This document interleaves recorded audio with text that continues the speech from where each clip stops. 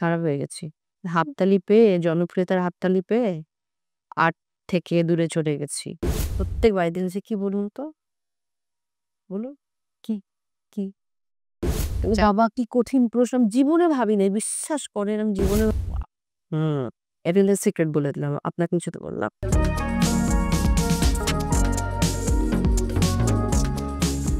স্বাগত ইন্ডিপেন্ডেন্ট ডিজিটালের বিশেষ আয়োজনে। সঙ্গে আছি নিশা মাহমুদা এবং আমার সঙ্গে আজকে আছেন একজন তারা, এমন একজন তারা যিনি নিজেকে প্রমাণ করেছেন অভিনয়ের মাধ্যমে, যিনি পর্দায় হয়ে ওঠেন চরিত্র এবং বাস্তব জীবনে থাকেন আমাদের মনোযোগের কেন্দ্রতে।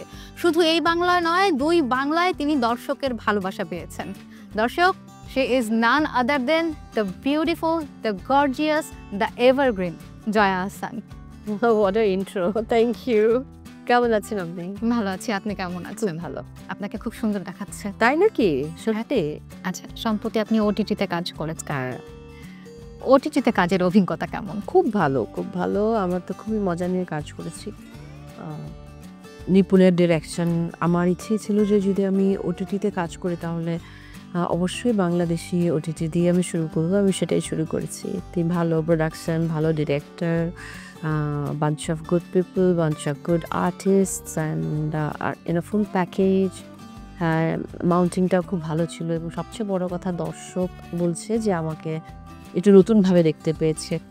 খুব ভালোবেসেছে দর্শক চরিত্রটাকে। চরিত্রটা কিন্তু একেবারে ব্ল্যাক অ্যান্ড হোয়াইট নয়, চরিত্র কিন্তু বেশ গ্রে এরিয়া ছিল, কিন্তু তারপরে দর্শক কোনো রকম জাজ করেনি। দর্শক চরিত্রটাকে ভালোবেসেই ছবিতে দেখেছে, মানে গল্পটা দেখেছে। এটা অনেক বড় পাওয়া। ইট ওয়াজ আ ওয়ান্ডারফুল জার্নি। বান্ডেল থাকলে প্রতি সেনমানিতে টাকা বাঁচবে। বিকাশ সেনমানি বান্ডেল কিনে জিতুন প্রতি লেনদেনে। জিম্মিতে তো আপনি অনেকজনকে জিম্মি করে ফেলেছেন আপনার অভিনয় দিয়ে, সৌন্দর্য দিয়ে। বাস্তব জীবনে যদি জয়া আহসান কাউকে জিম্মি করতে চান তাহলে কাকে জিম্মি করবেন?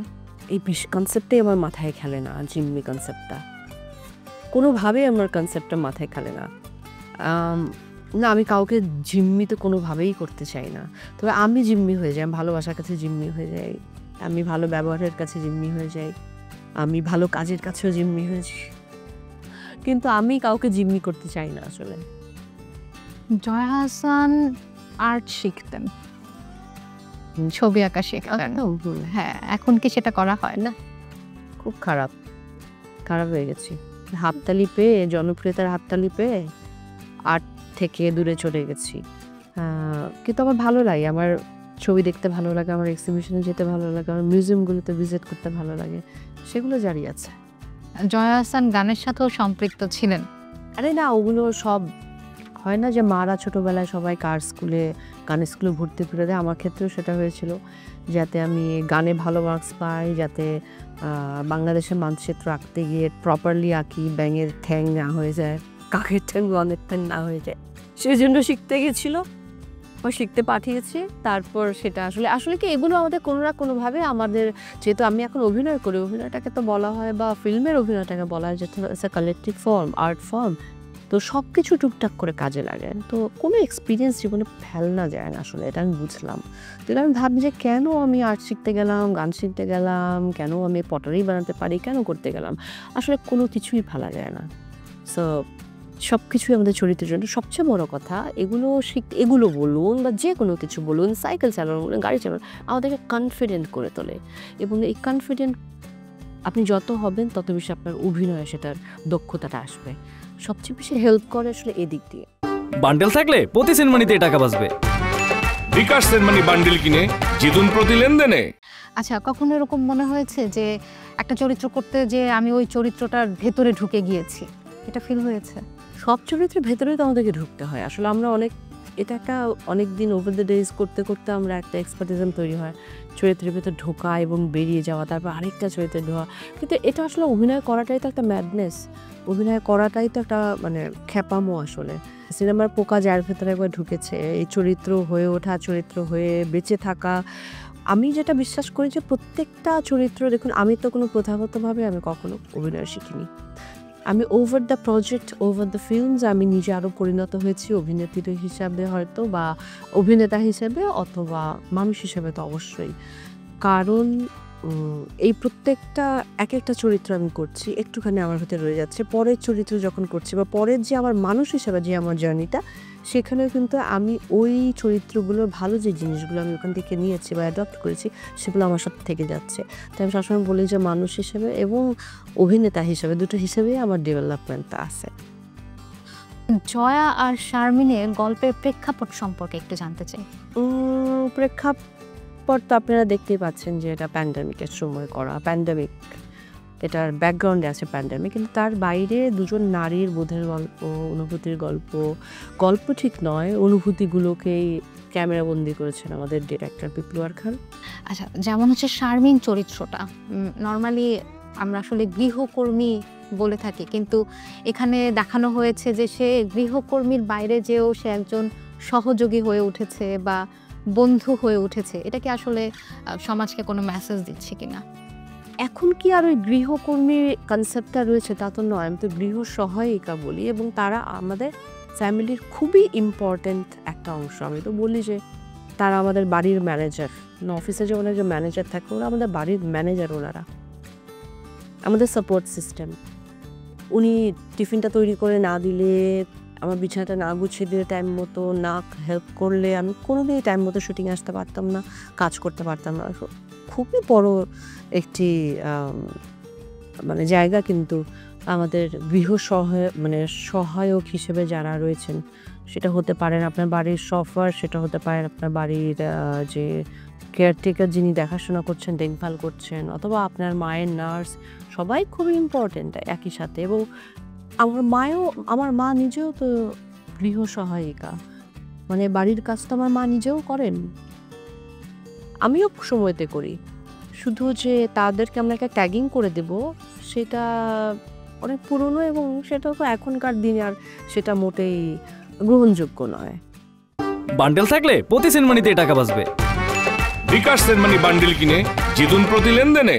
আমরা তো সিনেমায় দেখতে পাবো যে জয়া আহসান কি করেছেন করোনার সময়, বাট বাস্তবে জয়া আহসান করোনার সময় কি করেছিলেন, সময় কিভাবে কেটেছিল? আমার তো একটা পোষ্য বোন আছে, ক্লিওপ্যাট্রা, আপনি জানেন কিনা জানি না। ও ছিল তখন, এখন আরও 3 জন, কিন্তু তার বাইরে ও ছিল। ও আমাদের সমস্ত স্ট্রেস, সমস্ত কষ্ট সব কিছু শুষে নিয়েছে। ওকে নিয়েই মেতে থাকতাম সারাক্ষণ। মানে একটা বাচ্চাকে লালন পালন যেমন করে আমি, মা, আমার বোন, আমরা 3 জন ছিলাম ঢাকাতে তখন। আমার ভাই তখন দেশের বাইরে প্যান্ডেমিকে। তো আমরা ওকে নিয়েই সারাক্ষণ পড়ে থাকতাম, এবং আমরা ওর জন্যই বোধহয় সবাই সুস্থ ছিলাম সত্যিকার। তাই বলে আমার হয়নি করোনা তা নয়, আমার হয়েছে, আমরা রিকভারও করেছি। কিন্তু ওকে নিয়ে থাকতাম বেশিরভাগ সময়, গাছপালা করতাম আরও বেশি, আমি সবসময় করতাম আমরা বাড়িতে, কিন্তু সেটা আরও একটু বেড়ে গেছিলো গাছপালা। এবং সবাই তো বাড়িতে একটা জিনিস যেটা হয় প্রত্যেক বাড়িতে হচ্ছে, কি বলুন তো, বলুন কি কি সবাই রন্ধনশিল্পী হয়ে গেছিলো, তাই না? সেটা হয়েছিল, যেটা আমাদের ছবিতে হয়েছিল, অনেকখানি ছবিতেও আছে।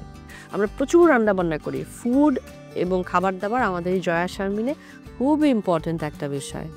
তো সেটা দেখবেন, আমাদের যিনি ডিরেক্টর, উনি নিজে ভীষণ ভালো রান্না করেন, উনি রান্না করেন এবং আমরাও সেখানে রান্না করেছি।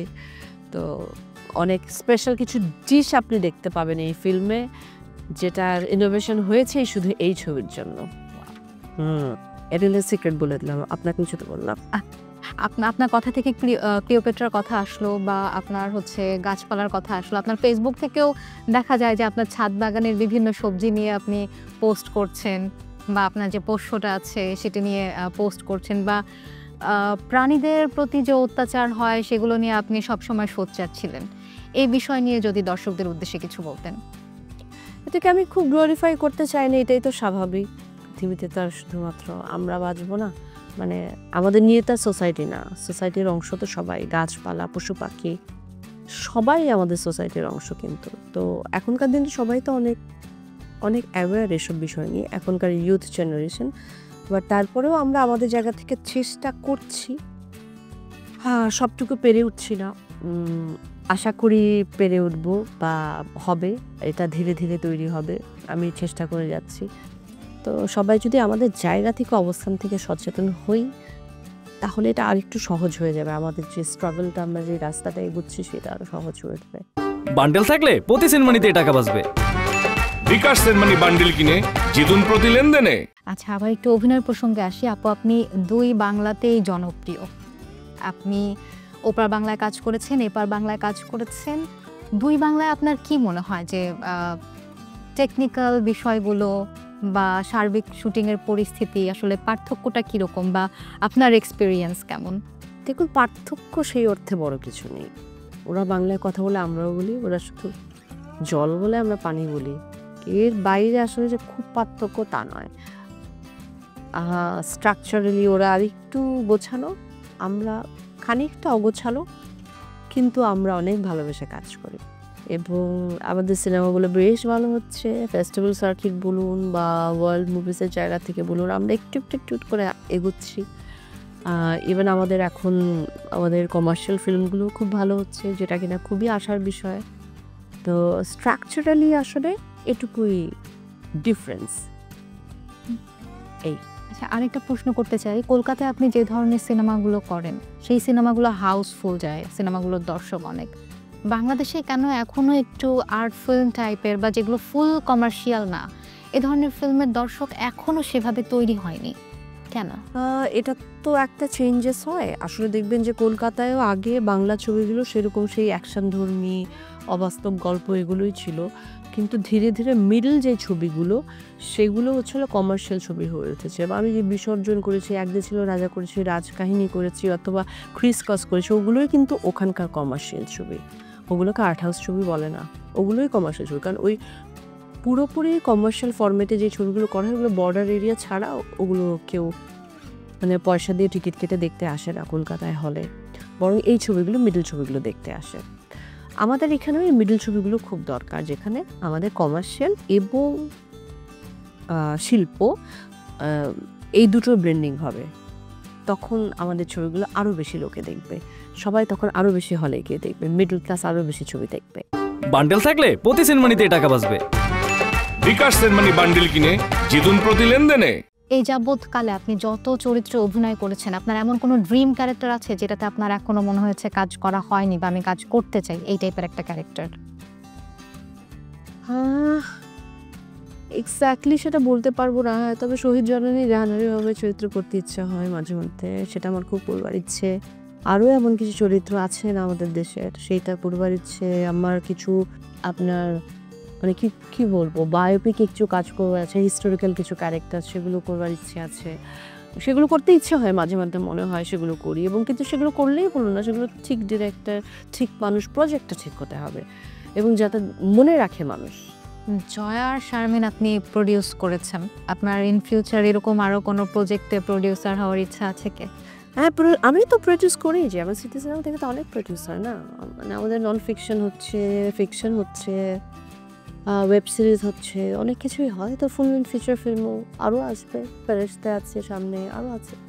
ওকে, আগামী 5 বছর পর জয়া আহসান নিজেকে কোন অবস্থানে দেখতে চান? বাবা, কি কঠিন প্রশ্ন, আমি জীবনে ভাবি নাই, বিশ্বাস করেন আমি জীবনে ভাবি নাই। এটা সবাইকে শিখে রাখতে হবে, যখন সাংবাদিকেরা প্রশ্ন করবে তখন কি বলা উচিত, সুন্দর গুছিয়ে উত্তর দেওয়া লাগবে। কিন্তু মিথ্যে বলতে পারবো না, তো সত্যি কোনো প্ল্যান নেই ভাই। আমি খুব বেশি দূর দেখতেই পারি না, আমি 1 মাস পরেও দেখতে পারি না, জানেন। হ্যাঁ, আমি 1 মাস পরেও দেখতে পারি না। আমি রাস্তা চলতে গেলে অনেক দূর পর্যন্ত দেখি না, আমি ঠিক 2-3টা স্টেপে কি আছে, আচ্ছা ঠিক আছে, এটুকু পার হয়ে যায় কোনো মতে। একটু ঘুরতে যাওয়ার ইচ্ছে আছে, কিন্তু সেটা টাইম পাচ্ছি না। মাকে নিয়ে একটু বেরোতে যাবো, বেরোবো, বেড়াতে যাবো, কিন্তু সেটা হচ্ছে না। একদম শেষ প্রশ্নটা করি, যে এখন যেহেতু সোশ্যাল মিডিয়ার যুগ, ধরেন করোনার সময় তো আমরা সবাই ফেসবুকে বিজি থাকতাম, এখন যদি শারমিন ফেসবুকে পোস্ট করতেন যে ম্যাডাম আমার একটাই, কি আপনার মানে এটা নিয়ে কি বলার থাকতো? ঠিকই বলেছেন। না, আসলে এখনকার শারমিনেরা তো খুব প্রো হয়, কিন্তু এই শারমিনটা খুব প্রো, এটা খুব ভোলা ভালা, ও খুব ভালো মানে সোশ্যাল মিডিয়া অ্যাডিক্টেড নয় সে। ওকে তো আমার জিজ্ঞেস করতে হবে, যে ওকে আমাকে স্থিত করতে হবে। আমি প্রশ্নটা আপনার কাছে ক্লু পেলাম, আমি ওকে জিজ্ঞাসা করবো শারমিন তুমি কি করবে বলো তো, যে কি। হ্যাঁ, তবে ও সারাক্ষণ সবচেয়ে বেশি যে কথাটা বলছে আপা আপা আপা আপা আপা, সারাক্ষণ আপা আচ্ছা, তাহলে স্ট্যাটাসটাও তো আপা আমার একজন। এরকমই কিছু হবে আর কি। হ্যাঁ, আপা আপা আপা হবে আর কি। ওকে, থ্যাংক ইউ আপু সময় দেওয়ার জন্য। থ্যাংক ইউ আমার ইন্ডিপেন্ডেন্ট টেলিভিশনের সবাইকে। ওয়েল, এই ছিল আমাদের আজকের আয়োজনে গল্পে আড্ডায়। পর্দা নামানোর সময় হয়ে গিয়েছে আসরের। কখন যে সময়টা কেটে গেল বুঝতেই পারলাম না। যেটি আপু বললেন 16ই মে রিলিজ হচ্ছে জয়া আর শারমিন। সবাই হলে যান, বাংলা সিনেমাকে দেখুন, বাংলা সিনেমাকে বাঁচান। আর আবারও হাজির হব নতুন কোনো আয়োজন নিয়ে। ততক্ষণ পর্যন্ত সবাই ভালো থাকবেন, সুস্থ থাকবেন, ইন্ডিপেন্ডেন্টের সঙ্গেই থাকবেন।